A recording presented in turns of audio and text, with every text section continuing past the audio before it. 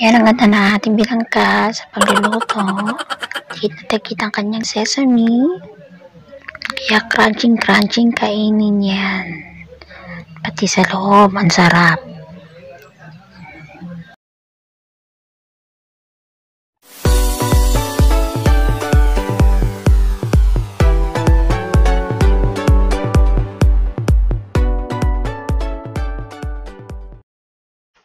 Wala na natin ang ating recipe na binangka. Yan, cake flour kalahati ang nilagay ko para sa ating recipe. At susunod natin ang white sugar. Mga 1 cup na white sugar ang nilagay ko dyan. At baking powder, 1 supot. Inubos ko na ang baking powder para sa ating binangkal.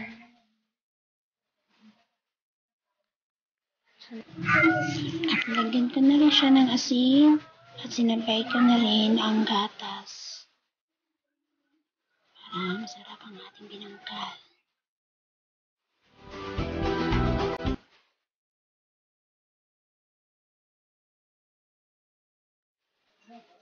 Lagyan ko pala ito ng 1 pirasong itlog guys. Nakalimutan ko lang siyang kuwanan. Ayan, hinalo-halo ko na siya para kasama natin ang ating itlog na inilagay.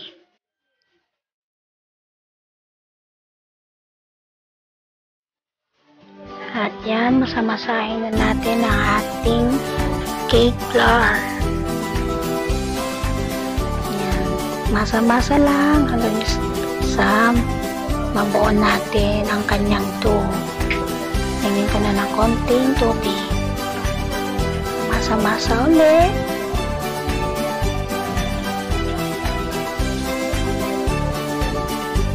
Hanggang sa makabuo tayo ng dough ng binangkal.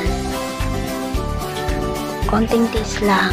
Ayan, mabubuo na. Medyo buo na ang ating dough na cake flour at ganyan ko yan siya ng mantika para medyo magtulas-tulas para hindi dikit-dikit ang ating nabuo na cake flour para sa ating binangkal. Ayan, konting tiis hanggang sa ating mabuo na siya.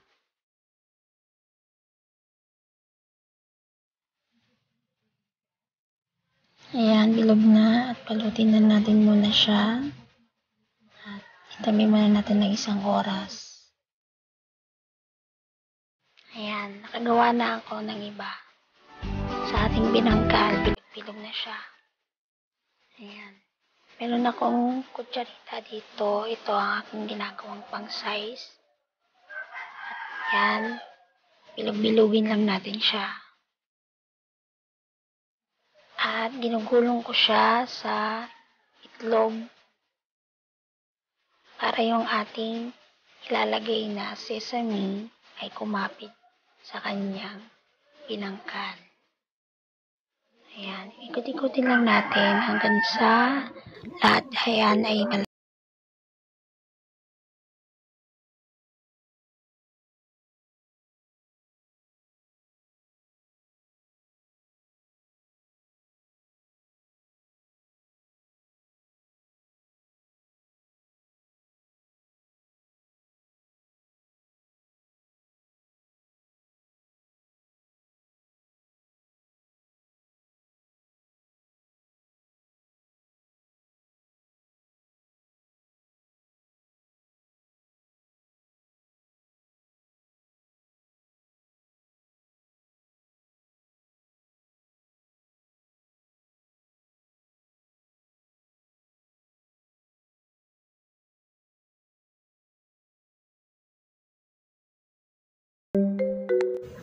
Ayan guys, nakapagluto na rin ako dyan.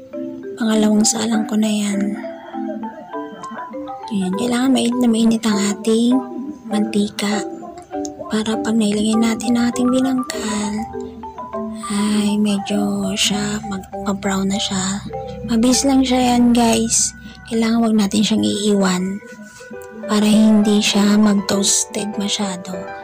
Tsaka ang ating apoy ay mahina lang para mag-balance ang ating binangkal sa pagluluto.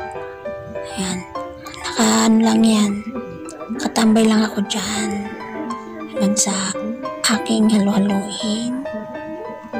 Ayan siya, mabilis siya medyo brown, kaya agad-agad ko siyang inaagapan ibaliktad.